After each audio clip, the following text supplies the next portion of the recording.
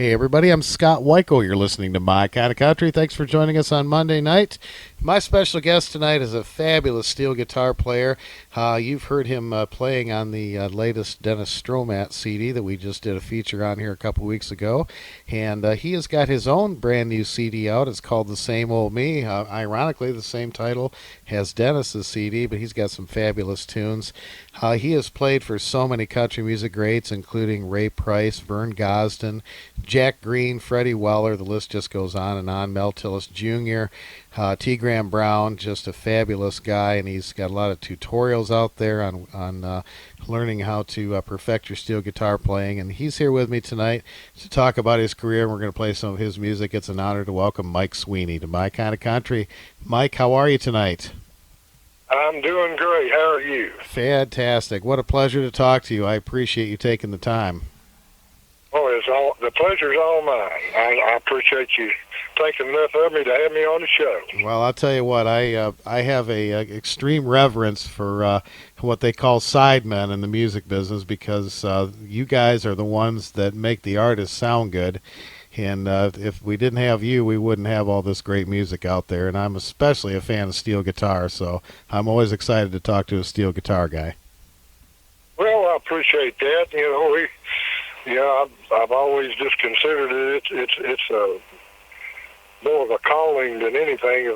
I've been blessed to be in this business as long as I have, and at my age, I'm still working. I'm not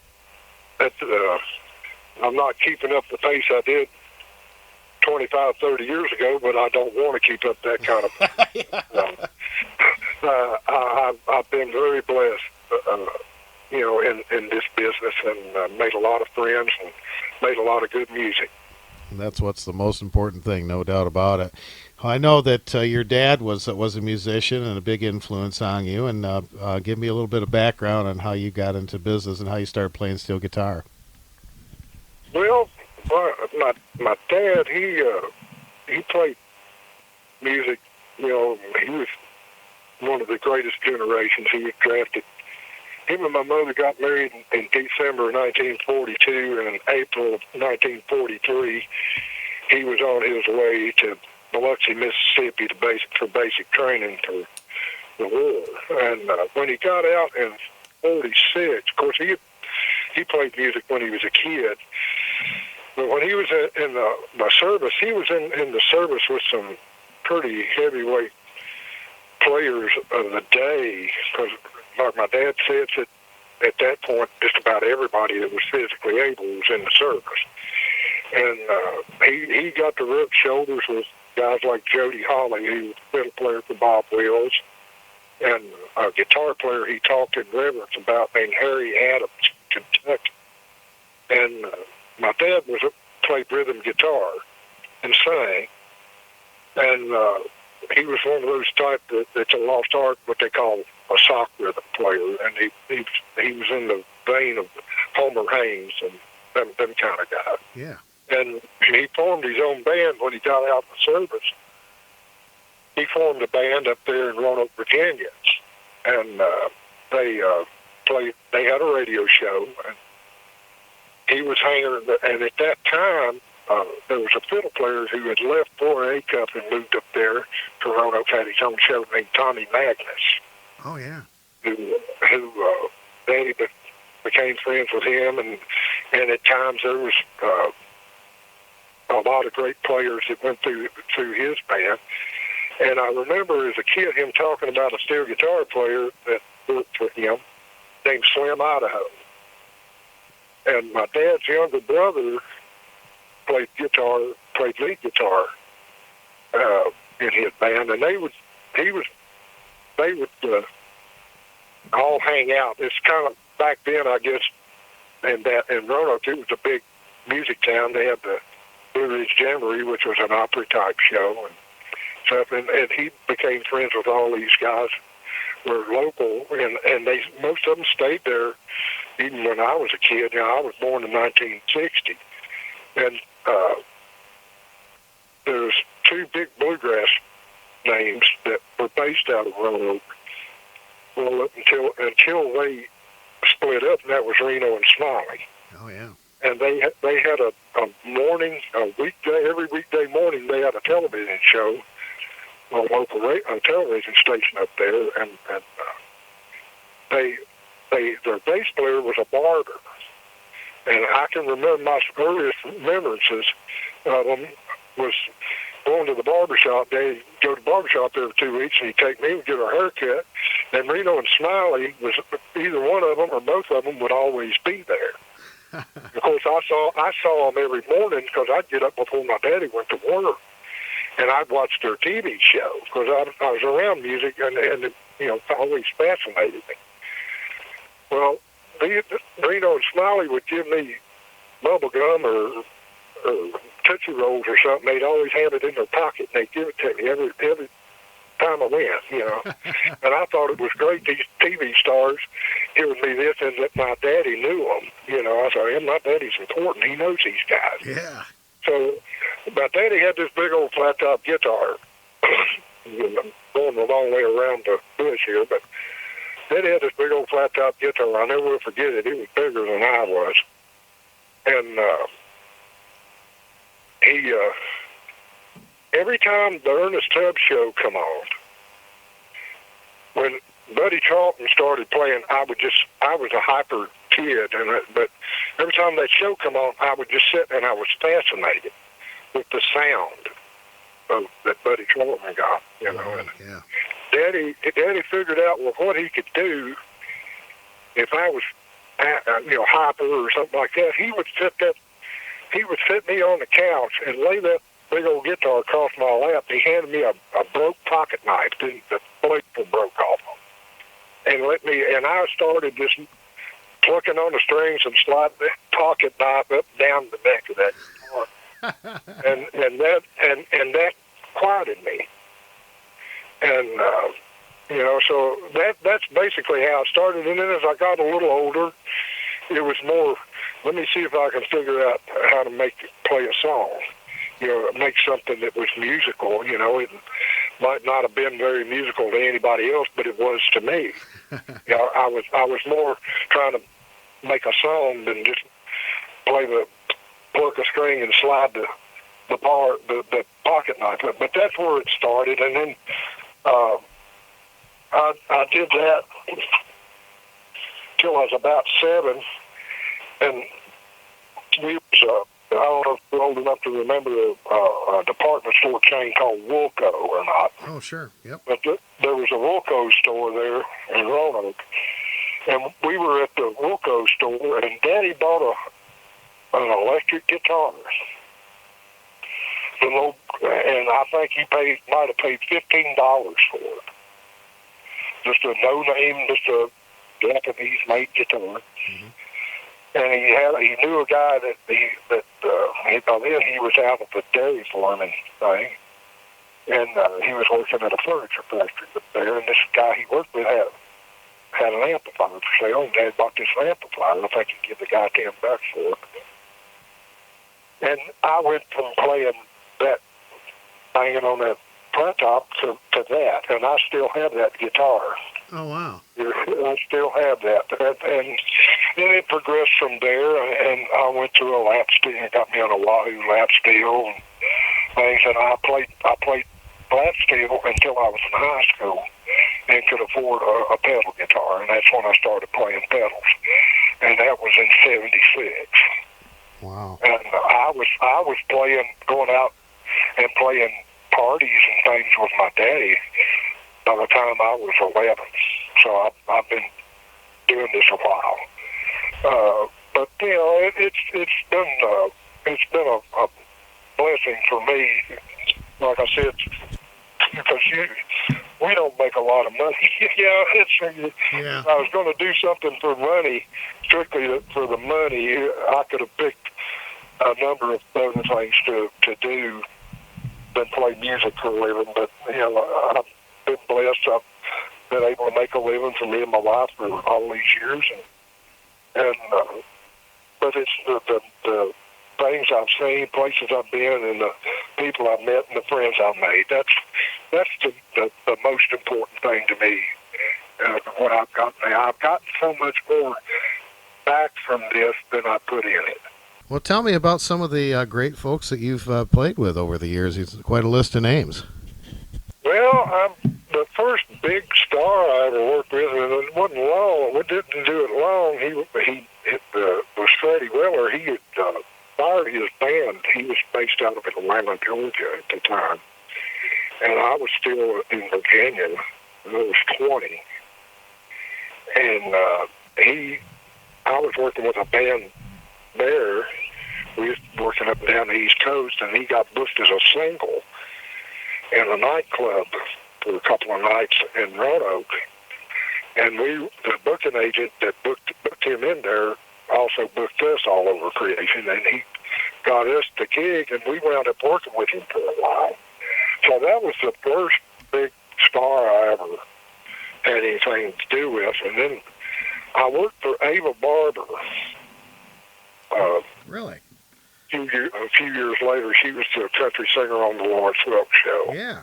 And she's out of Knoxville, and I was commuting from Virginia, Roanoke, Virginia, to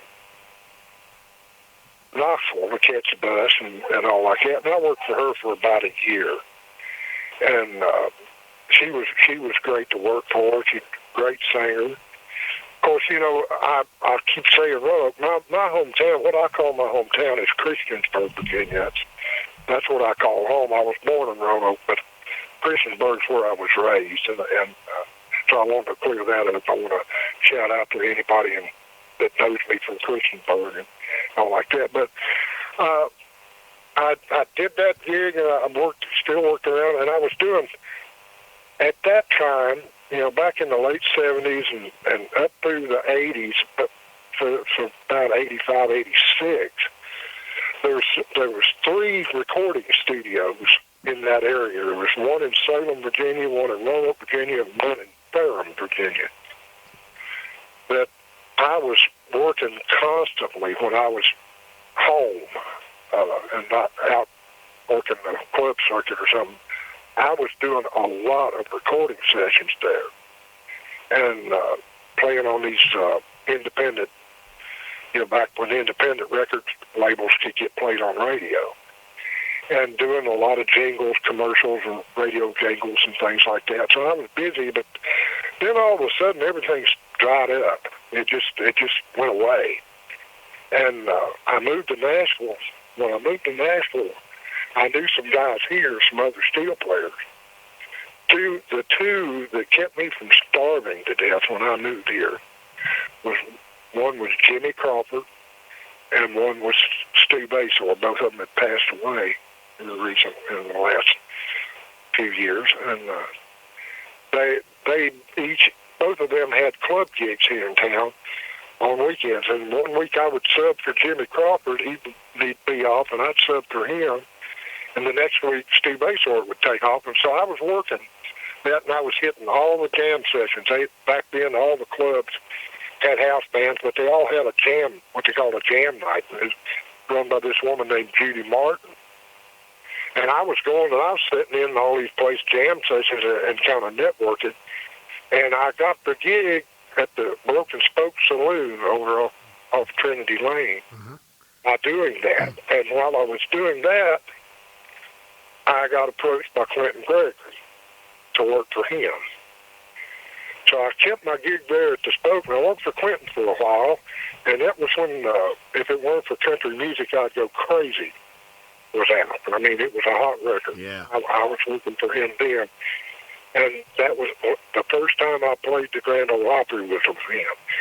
And that was a funny story about that. The first time I played it, that was the first song, if it weren't for country music, was the first song I ever played. And Buddy Emmons played on the recording. Excuse me. He played on the recording played on that record. And there was this little odd note in this little roll. He was almost like a banjo roll type thing. And it was driving everybody crazy. To learn it, well, I had to learn it. I had no choice. And I mean, I stayed up one night I went to work my club gig, come home, and I stayed up till I think 9 o'clock in the morning and I finally figured it out. Well, back then, Weldon Mike was a staff steel player on the Opry, and they like to mess with the new guy. all them, and they all come and stood around me in a circle. So you're going to play that intro? You're going to play that intro? And I'm sitting there, and I don't care who you are, the first time you play the opera, you're scared to death. Yeah. And I was nervous, and I never got nervous before until I did that. And I was nervous then. And after I got the intro, I got a pat on the back, and they let me alone the rest of the spot. and so everything was fine after that. But they scared me half to death. But then I did that, and I stayed at that club gig for 3 years, and I was working. I worked Opryland. I worked on the show, Country Music USA show, in Opryland, the season of '92. And I did it during the day, and my club gig at night, I lost so much weight. I was, just out there in that heat and everything, just about wasted away of nothing. And that I met my wife. Well, we had met, along in that time, and we got married in '93. We dated for about a year, and then we got married. And we hadn't been married but a month, and I took a gig with Sean Camp, our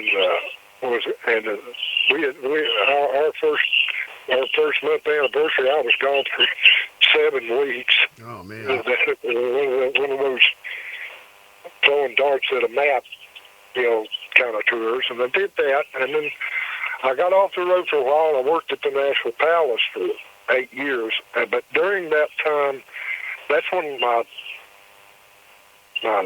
tenure with Vern Johnston started. And before him, I was working with Vern. I started doing things with Vern in '96. I did a couple recording things, and I did some road. Of course, by that time, he wasn't doing a lot of road work. Mm-hmm. But I was doing a lot of stuff with him. Anything that I could do. There was a point where he was going around and they were pantomiming tracks, and he wanted me to do that, and I wouldn't do it. So he took some other people. But I was with him doing that stuff until 2004, I guess. Mm-hmm. And then I worked with Ray in '98. And I worked with him. I was still working at the Palace because I worked there from '94 to 2002. And it kept me in town and to do things, but I couldn't turn this job down. And you ask a steel player, he will work for Ray. If he tells you no, he's either lying or he's never heard of him. But so I did that as long as I could afford it, because you had to drive from Nashville to Mount Pleasant, Texas, to catch a bus, or at the very best scenario, drive to Westminster, Arkansas, because if he's coming through town, you could catch the bus. But it just wasn't financially feasible to keep doing it. It just wasn't. I was doing better in town, because at that time I was working there at the club 6 nights a week, and I was doing sessions, demo sessions, and some other things. At that time, which was better for me financially and professionally. It created a lot more contacts. And then when the Palace, when I left the Palace in 2002, I was there for a while. All I was doing was I had about 5 studios and producers that I was doing sessions for, and I started messing around down on Broadway a little bit here in town. And at one time I was working a lot on Broadway, working more than I wanted to. But I did that, and now I'm officially retired from Broadway. I've done some things with some people like T. Graham Brown and some other folks. And at present I'm working for Mount Phillips Jr.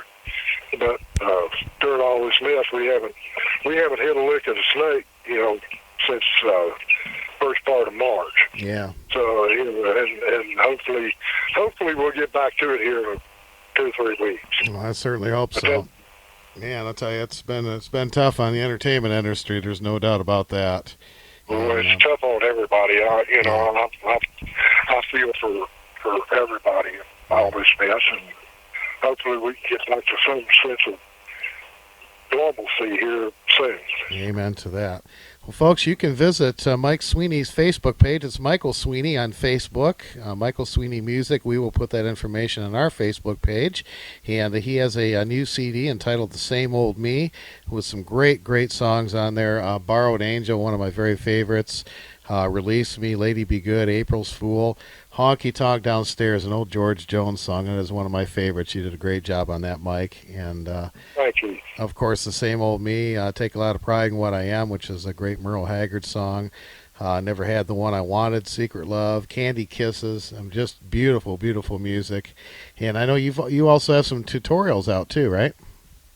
Yes, they are tutorial digital downloads, and and if you buy person buys at least one tutorial from me, they can join a closed Facebook group for that, which I add extra information, which is at no cost, which it makes the tutorials, which are a good deal. They're $16 a piece, and I'm running a sale. I started running a sale, and I'm going to run it through the end of the year because of the economic downturn. But if you buy 2 tutorials, you get 1 free, and you get a digital download of this album, The Same Old Me, an MP3, but it's still the album. You get everything but the artwork gets thrown in with it. But it's so far I've got 22, and it's been crazy around here. I haven't had a chance to make any new ones since March. There's been a death in the family, and trying to do some spring cleaning and getting a bunch of stuff done. So I haven't had a lot of time to do anything, and hopefully I get back on that later at the end of this week. But all they got to do is just find me on Facebook, send me a message, and I can send them all that information. It's a good deal, and it's geared for guys that's playing, at the Moose Lodge, or somewhere, whatever, that may be in a rut, that feel like they're hitting a brick wall and need some new ideas. That was a niche that I thought needed to be covered, so that's what I'm doing. Well, fabulous. We'll share that information on our Facebook page, and please check that out, folks. And, of course, you are playing on Dennis Stromat's latest CD, which we did a feature on, and you did some production work on that. What a fabulous project, and a great guy. And you guys did the Midnight Jamboree, too, here just recently. Yes, we did. I love Dennis to death. I've been fortunate to be on his albums, been playing on his sessions, since 2014. My first session with him was the day after Ray Price passed away. Oh, wow. And I've been cutting with him that long, and Dennis is a joy to work with. He's can't ask for a better guy. And he's got a good little band that he works with around Illinois and Missouri and all over. And I know all those guys in his band. He's a steel player and everybody. They're all great guys, great players. But when he does the Midnight Jamboree, he gets a lot of us guys that play on his records because it doesn't pay enough for his band to come with him, I guess. We're here, so we did that. That was strange. We did it not this past Saturday before last, and it was the first time they've had recorded it since March, I guess, or February. And there was no audience allowed, and we just taped the thing like normal, but instead of taping it at 10 o'clock at night with an audience. We taped it at 2 o'clock in the afternoon without one. Yeah. So we got home early. I got to get home and eat supper and everything. I didn't have to come home in the middle of the night. It was very strange, but I was glad we got to do it. And yeah, this last album, I think, is the best thing that Dennis has ever done. I agree with not you. Not because I'm on it. We got some different, using some of the same guys on some of it, and some different guys on some of it, and he's gone to a new studio, using a new studio and engineer where he had been cutting. That fella, he moved to Norway and closed up shop here and moved to Norway, so he had to find a new place to cut it, and I was glad I was able to put him in contact with Dave Sermon, who owns Woodshed Studios here in town, and got him there, and Dennis is elated with the final product. I mean, the engineer, the studio, and the players, and Dennis, the whole thing, it just seems to just come together so perfect. It's a perfect match. It is a great album, no doubt about it. And that, folks, you can get that at heartoftexasrecords.com, and Dennis's website is hillbillyhits.com. That's called The Same Old Me.